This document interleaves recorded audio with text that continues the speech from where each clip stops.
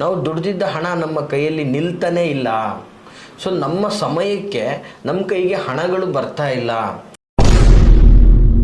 So ಸ್ತ್ರೀಯರು ತಪ್ಪದೇ ಮಾಡಲೇಬೇಕಾದಂತಹ ಕಾರ್ಯ ಆಗಿರುತ್ತೆ ಇದು. ಈ ಕಾರ್ಯದಿಂದ ನಿಮ್ಮ ಮನೆಯಲ್ಲಿ ಸದಾ ಧನದ ಹರಿವು ಆಗ್ತಾ ಇರ್ತದೆ, ಮತ್ತು ನೀವು ನಿಮ್ಮ ಹಣದ ಪೆಟ್ಟಿಗೆ ಸದಾ ತುಂಬಿರುವ ರೀತಿಯಲ್ಲಿ ನೋಡ್ಕೋಬೋದಾಗ್ತದೆ. ಮಗ ಬುದ್ಧಿವಂತ, ಜ್ಞಾನವಂತ, ಒಳ್ಳೆ ಸಂಪರ್ಕ ಇದೆ, ಒಂದು ಒಳ್ಳೆ ಬಿಸ್ನೆಸ್ ಮಾಡಬೇಕು, ಅವನಿಗೆ ಬಂಡವಾಳ ಬೇಕು, ದುಡ್ಡಿಲ್ಲ.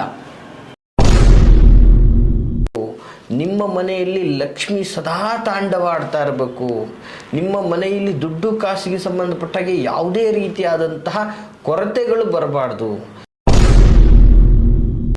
ಇವತ್ತು ಬೆಳಗ್ಗೆಯಿಂದ ಸಂಜೆ ಗಂಟೆ ವ್ಯಾಪಾರ ಮಾಡಿ ಸಂಜೆ ಮನೆ ಬೀರೋಲ್ಲಿ ದುಡ್ಡಿಟ್ಟಿರ್ತಾನೆ, ಬೆಳಗ್ಗೆ ಅನ್ನೋಷ್ಟೆಲ್ಲ ಆ ದುಡ್ಡು ಖಾಲಿಯಾಗಿರುತ್ತೆ. ನಮಸ್ತೆ ವೀಕ್ಷಕರೇ, ನಾನು ನಿಮ್ಮ ಮೈಸೂರಿನ ಶ್ರೀನಿವಾಸನ್. ಈ ಸಂಚಿಕೆಯಲ್ಲಿ ಬಹಳ ಅದ್ಭುತವಾದಂತಹ ಮಾಹಿತಿಯನ್ನು ನಾನು ನಿಮಗೆ ತಿಳಿಸ್ಲಿಕ್ಕೆ ಇಷ್ಟಪಡ್ತಾ ಇದ್ದೇನೆ. ಯಾರೂ ಸಹ ಸ್ಕಿಪ್ ಮಾಡದೆ ಈ ಒಂದು ಮಾಹಿತಿಯನ್ನು ಸಂಪೂರ್ಣವಾಗಿ ತಿಳ್ಕೊಳ್ಳಿ, ಹಾಗೆ ಇದರ ಪ್ರಯೋಜನವನ್ನು ಪಡ್ಕೊಳ್ಳಿ ಅಂತ ಹೇಳಕ್ಕೆ ಇಷ್ಟಪಡ್ತೀನಿ. ನೋಡಿ, ಇದು ಬಹಳ ವಿಶೇಷವಾದಂಥ ಮಾಹಿತಿ. ಇವತ್ತಿನ ದಿನಗಳಲ್ಲಿ ಎಲ್ರಿಗೂ ಕೂಡ ಬಹಳ ಉಪಯುಕ್ತವಾಗುವಂತಹ ಮಾಹಿತಿ ಇದಾಗಿರ್ತದೆ ವೀಕ್ಷಕ. ಏನಪ್ಪ ಮಾಹಿತಿ ಅಂತಂದರೆ, ನೋಡಿ, ಇವತ್ತಿನ ದಿನ ನಮ್ಮ ಮನೆಯಲ್ಲಿ ಇವತ್ತು ಇಡೀ ಕುಟುಂಬದಲ್ಲಿ ನಾವೆಲ್ಲರೂ ದುಡಿತಾ ಇದ್ದೀವಿ. ಇವತ್ತು ಪಾಪ ಹೆಣ್ಮಕ್ಳಿಗೆ ಸದಾ ಚಿಂತೆ. ನನ್ನ ಮನೆಯಲ್ಲಿ ನನ್ನ ಗಂಡ ದುಡಿತಾ ಇದ್ದಾನೆ, ನನ್ನ ಮಗ ದುಡಿತಾ ಇದ್ದಾನೆ, ನನ್ನ ಮಕ್ಕಳು ಕೂಡ ದುಡಿತಾ ಇದ್ದಾಳೆ, ಮನೇಲಿ ಎಲ್ಲರೂ ಕೂಡ ನಾವು ದುಡಿತಾ ಇದ್ದೀವಿ. ನಾವು ದುಡಿದಿದ್ದ ಹಣ ನಮ್ಮ ಕೈಯಲ್ಲಿ ನಿಲ್ತಾನೇ ಇಲ್ಲ. ಸೊ ನಮ್ಮ ಸಮಯಕ್ಕೆ ನಮ್ಮ ಕೈಗೆ ಹಣಗಳು ಬರ್ತಾ ಇಲ್ಲ. ಸೊ ಹಣಕ್ಕೆ ಸಂಬಂಧಪಟ್ಟ ಹಾಗೆ ನೋಡಿ, ಇದು ಬಹಳ ಸೂಕ್ಷ್ಮವಾಗಿ ಪಾಪ ಮನೆಯಲ್ಲಿರುವಂತಹ ಗಂಡು ಮಕ್ಕಳುಗಳು ದುಡಿಯೋಕ್ಕೆ ಹೋದಾಗ ಪಾಪ ಹೆಣ್ಮಕ್ಳು ಮನೆಯಲ್ಲಿ ಸದಾ ಚಿಂತಾಗ್ರಸ್ತರಾಗಿರ್ತಾರೆ. ಸೊ ಸ್ತ್ರೀಯರು ತಪ್ಪದೇ ಮಾಡಲೇಬೇಕಾದಂತಹ ಕಾರ್ಯ ಆಗಿರುತ್ತೆ ಇದು. ಈ ಕಾರ್ಯದಿಂದ ನಿಮ್ಮ ಮನೆಯಲ್ಲಿ ಸದಾ ಧನದ ಹರಿವು ಆಗ್ತಾ ಇರ್ತದೆ, ಮತ್ತು ನೀವು ನಿಮ್ಮ ಹಣದ ಪೆಟ್ಟಿಗೆ ಸದಾ ತುಂಬಿರುವ ರೀತಿಯಲ್ಲಿ ನೋಡ್ಕೋಬೋದಾಗ್ತದೆ. ಅಂತಹ ಒಂದು ಮಹತ್ವದ ಒಂದು ಕಾರ್ಯ ಇದಾಗಿರ್ತದೆ. ಜೊತೆಗೆ ಇದು ಸುಲಭ ಧನ ಪ್ರಾಪ್ತಿಗೆ ಮತ್ತು ಇವತ್ತು ಧನಧಾನ್ಯಗಳಿಗೆ ಅಂದರೆ ದುಡ್ಡು ಕಾಸಿಗೆ ಸಂಬಂಧಪಟ್ಟ ಹಾಗೆ ಇವತ್ತು ನಾನಾ ವಿಧದ ಸಂಕಷ್ಟವನ್ನು ಅನುಭವಿಸ್ತಾ ಇರ್ತಕ್ಕಂಥವರು ಈ ಒಂದು ಕಾರ್ಯವನ್ನು ತಪ್ಪದೇ ಹೆಂಗಸರು ಇದನ್ನು ಮಾಡಿದ್ರೆ ಬಹಳ ಅದ್ಭುತವಾದ ರಿಸಲ್ಟನ್ನು ಕೊಡುವಂಥದ್ದಾಗಿರ್ತದೆ.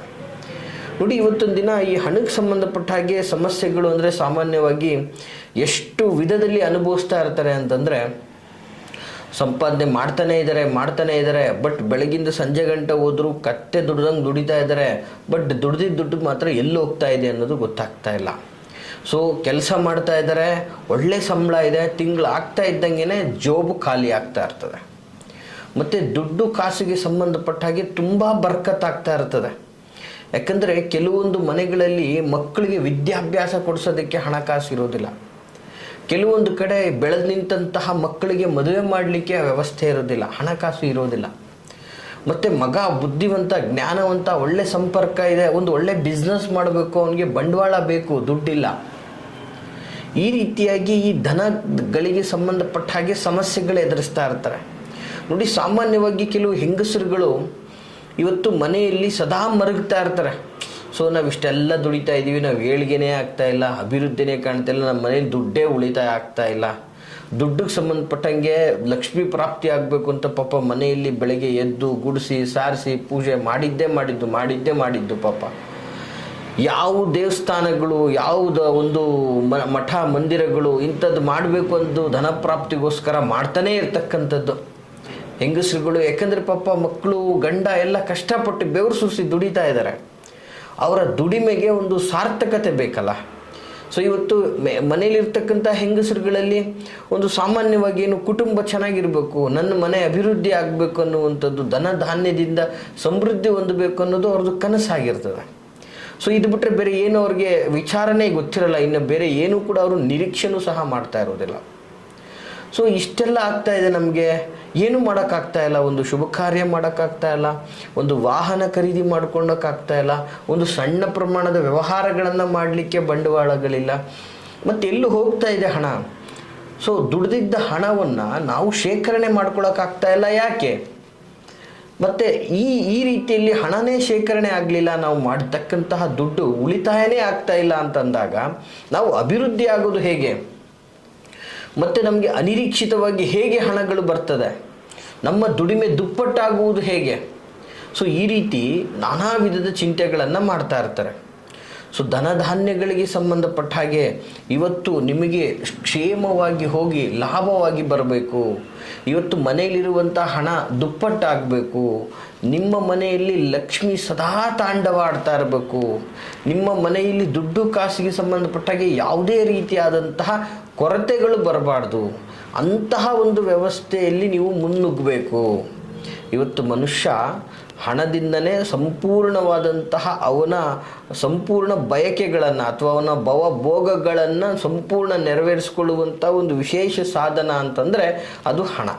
ಇವತ್ತು ಈ ಒಂದು ಧನ ಈ ಎಲ್ಲರ ಒಂದು ವ್ಯವಸ್ಥೆಯಲ್ಲಿ ಬಂತು ಅಂದರೆ ಅವನು ಅದ್ಭುತವಾದಂತಹ ಜೀವನವನ್ನು ನೆರವೇರಿಸುವಂಥದ್ದು.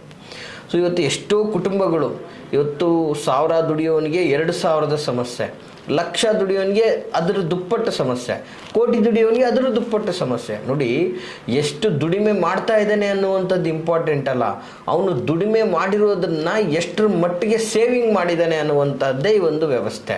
ಇವತ್ತು ದುಡಿತಾ ಇದ್ದಾನೆ, ದೊಡ್ಡ ವ್ಯವಸ್ಥೆಯಲ್ಲಿದ್ದಾನೆ, ಲಕ್ಷ ಕೋಟಿ ಸಂಪಾದನೆ ಮಾಡ್ತಾ ಇದ್ದಾನೆ, ಮತ್ತೆ ತಿಂಗಳಾಗ್ತಾ ಇದ್ದಂಗೆ ಅವ್ನ ಜೋಬ್ ಖಾಲಿ ಆಗಿರ್ತದೆ. ಯಾಕಂದರೆ ಅವನು ಸಮಾಜದಲ್ಲಿ ಅವನದೇ ಆದಂಥ ಕೆಲವೊಂದು ಪಿಡುಗುಗಳನ್ನು ಸೃಷ್ಟಿ ಮಾಡ್ಕೊಂಡಿರ್ತಾನೆ. ತಿಂಗಳಾಗ್ತಾ ಇದ್ದಂಗೆ ಮನೆ ಬಾಡಿಗೆ ಕಟ್ಟಬೇಕು, ಕಾರ್ EMI ಕಟ್ಟಬೇಕು, ಇನ್ನೊಂದು ಲೋನು, ಮತ್ತೊಂದು ಲೋನು, ಮಗದೊಂದು ಲೋನು, ಈ ರೀತಿಯಾಗಿ ಮನುಷ್ಯ ಅವನ ಸುತ್ತ ಕೆಲವೊಂದಷ್ಟು ಪಿಡುಗುಗಳನ್ನು ಸೃಷ್ಟಿ ಮಾಡಿಕೊಂಡು ದುಡಿಯೋದು 10 ರೂಪಾಯಿ, ಖರ್ಚು ಮಾಡ್ತಾ ಇರೋದು ಇವತ್ತು 100 ರೂಪಾಯಿ ಹಾಕ್ತಾ ಇರ್ತಕ್ಕಂಥದ್ದು. ಈ ಒಂದು ವ್ಯವಸ್ಥೆಯಲ್ಲಿ ಇವತ್ತು ಧನ ಉಳಿಯುವಂಥದ್ದೇ ತುಂಬ ಕಷ್ಟ ಆಗ್ತಾ ಇದೆ.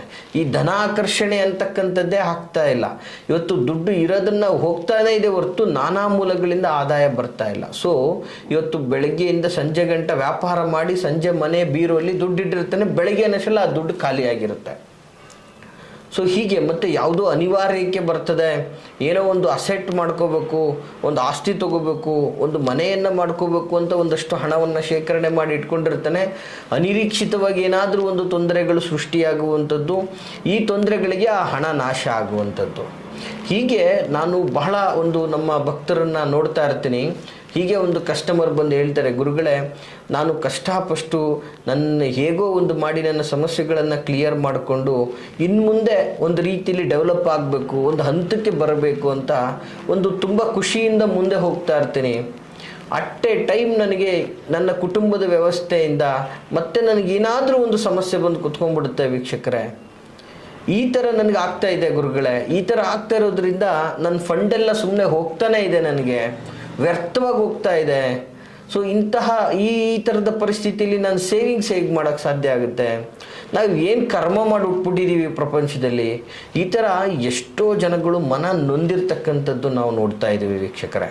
ಇಂತಹ ಎಲ್ಲ ವ್ಯಕ್ತಿಗಳಿಗೋಸ್ಕರ, ಇಂತಹ ಸಂಕಷ್ಟಗಳಿಂದ ಮುಕ್ತಿ ಆಗಲಿಕ್ಕೋಸ್ಕರನೇ ಬಹಳ ವಿಶೇಷವಾದಂತಹ ಅಪರೂಪದಲ್ಲಿ ಅಪರೂಪವಾದಂತಹ ಒಂದು ವಿಭಿನ್ನ ತಂತ್ರವನ್ನು ಹೇಳ್ತಾ ಇದ್ದೀನಿ. ಇದು ದಯವಿಟ್ಟು ಮನೆಯಲ್ಲಿರ್ತಕ್ಕಂತಹ ಗೃಹಿಣಿಯರು, ಮಹಿಳೆಯರು ಭಾಳ ಸೂಕ್ಷ್ಮವಾಗಿ ಇದನ್ನು ನೋಟ್ ಮಾಡ್ಕೋಬೇಕು. ಇದನ್ನು ಕರೆಕ್ಟಾಗಿ ನೀವು ಪಾಲನೆ ಮಾಡಿದ್ದೆ ಆದರೆ ನಿಮ್ಮ ಮನೆಯಲ್ಲಿರುವಂತಹ ಹಣ ದುಪ್ಪಟ್ಟಾಗೋದ್ರಲ್ಲಿ ಸಂದೇಹ ಇಲ್ಲ. ಹಣದ ಸಮಸ್ಯೆಗಳಿಂದ ನೀವು ಸಂಪೂರ್ಣ ವಿಮುಕ್ತರಾಗೋದ್ರಲ್ಲಿ ಸಂದೇಹವಿಲ್ಲ ವೀಕ್ಷಕರೇ. ಬಹಳ ಅದ್ಭುತವಾದಂತಹ ತಂತ್ರ ಇದಾಗಿರ್ತಕ್ಕಂಥದ್ದು. ಏನಪ್ಪ ಈ ಒಂದು ತಂತ್ರ ಅನ್ನುವುದಾದರೆ ಬಹಳ ಸುಲಭ ವೀಕ್ಷಕರೇ, ನೋಟ್ ಮಾಡ್ಕೊಳ್ಳಿ. ತಂತ್ರ ಸ್ವರೂಪ ಬಹಳ ಸುಲಭವಾಗಿರ್ತಕ್ಕಂಥದ್ದು.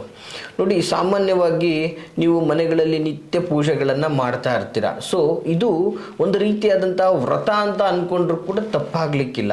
ಆ ಥರದ ಒಂದು ವಿಶೇಷವಾದ ವಿಧಾನ ಭಾಳ ಸುಲಭವಾಗಿ ಮಾಡುವಂಥದ್ದಾಗಿರ್ತದೆ ಮತ್ತು ಅದ್ಭುತವಾದಂಥ ರಿಸಲ್ಟನ್ನು ನೋಡ್ತೀರಾ.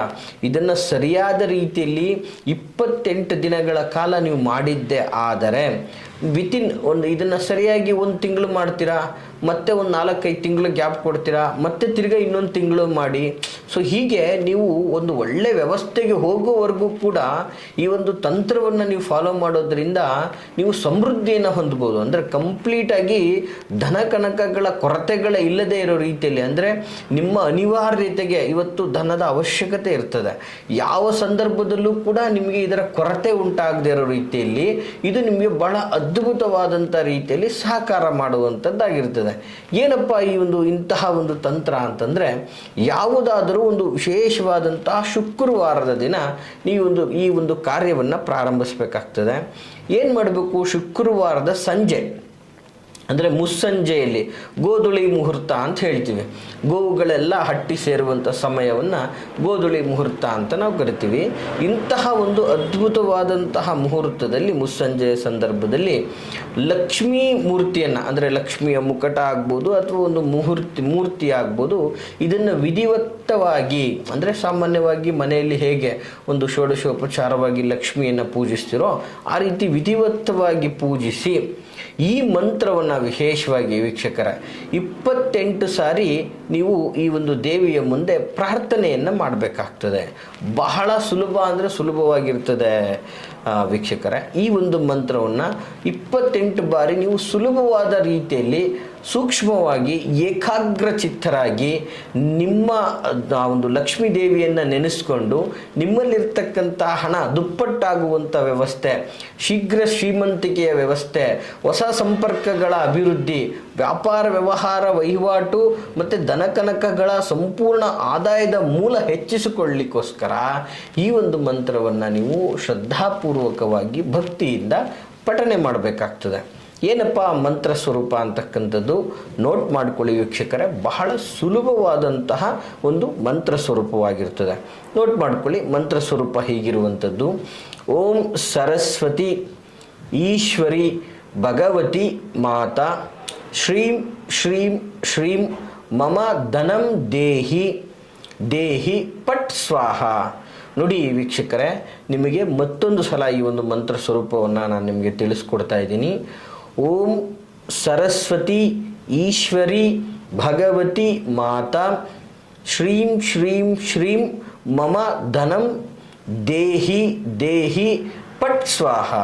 ಇಷ್ಟೇ. ಈ ಸುಲಭವಾದಂತಹ ಈ ಮಂತ್ರವನ್ನು ವಿಶೇಷವಾಗಿ ಶುಕ್ರವಾರದ ದಿನ ಮುಸ್ಸಂಜೆಯಲ್ಲಿ ಲಕ್ಷ್ಮೀ ದೇವಿಯನ್ನು ವಿಶೇಷವಾಗಿ ಪೂಜಿಸ್ತಾ ಆಕೆಯನ್ನು ಷೋಡಶೋಪಚಾರವಾಗಿ ಆವಾಹನೆಯನ್ನು ಮಾಡಿಕೊಂಡು 28 ಬಾರಿ ಈ ಮಂತ್ರವನ್ನು ವಿಶೇಷವಾಗಿ ಪಠನೆ ಮಾಡ್ತಾ 28 ದಿನಗಳ ಕಾಲ ಒಂದು ಅನುಷ್ಠಾನವನ್ನು ನೀವು ಮಾಡಿ ಅದ್ಭುತವಾಗಿ ನಿಮಗೆ ಈ ಧನಧಾನ್ಯಗಳ ಸಮಸ್ಯೆ ಕಂಪ್ಲೀಟ್ ಕ್ಲಿಯರ್ ಆಗಿ, ಈ ದುಡ್ಡು ಕಾಸಿನ ಸಮಸ್ಯೆಗಳಿಂದ ವಿಮುಕ್ತರಾಗಿ, ನಾನಾ ಮೂಲಗಳಿಂದ ಹಣದ ಹರಿವು ನಿಮಗೆ ಬಂದು ನೀವು ಶ್ರೀಮಂತರಾಗುವುದರಲ್ಲಿ ಸಂದೇಹನೇ ಇಲ್ಲ. ಜೊತೆಗೆ ನಿಮ್ಮ ಯಾವುದೇ ಕಷ್ಟಗಳನ್ನು ಸುಲಭವಾಗಿ ನೀಗಿಸಿಕೊಳ್ಳುವಂತಹ ಅರ್ಥವ್ಯವಸ್ಥೆ ನಿಮಗೆ ಸ್ಥಿರವಾಗಿ ನಿಲ್ಲುತ್ತೆ. ಸೊ ವೀಕ್ಷಕರೇ, ಈ ಮಾಹಿತಿ ತಮಗೆಲ್ಲ ಇಷ್ಟವಾಗಿದ್ದರೆ ಲೈಕ್ ಮಾಡಿ. ಹಾಗೆ ನಿಮ್ಮ ಯಾವುದೇ ಥರದ ವೈಯಕ್ತಿಕ ಸಂಕಷ್ಟಗಳನ್ನು ಮುಕ್ತವಾಗಿ ನಮ್ಮೊಟ್ಟಿಗೆ ಸಮಾಲೋಚನೆ ಮಾಡಲು ವಿಡಿಯೋದಲ್ಲಿ ಕಾಣ್ತಾ ಇರತಕ್ಕಂತಹ ಸಂಖ್ಯೆಗೆ ಕರೆ ಮಾಡಿ ಅಂತ ಹೇಳ್ತಾ, ಹಾಗೆ ನಾವಿರುವಂತಹ ವಿಳಾಸ ಮೈಸೂರಿನ ವಿಜಯನಗರ 2ನೇ ಹಂತ KD ಸರ್ಕಲಲ್ಲಿ ನಮ್ಮ ಕಚೇರಿ ಇರ್ತಕ್ಕಂಥದ್ದು. ನಾವಿರುವ ಸಮಯವನ್ನು ಖಚಿತಪಡಿಸ್ಕೊಂಡು ಮುಕ್ತವಾಗಿಯೂ ಸಹ ಬಂದು ನಮ್ಮನ್ನು ಭೇಟಿಯಾಗ್ಬೋದು ಅಂತ ಹೇಳ್ತಾ, ಎಲ್ರಿಗೂ ಶುಭವಾಗಲಿ. ಆ ತಾಯಿ ಮಹಾಲಕ್ಷ್ಮಿಯ ಕೃಪಾ ಕಟಾಕ್ಷ ನಿಮಗೆಲ್ಲರಿಗೂ ಸಿಗಲಿ ಅಂತ ಹೇಳ್ತಾ ನಮಸ್ಕಾರ.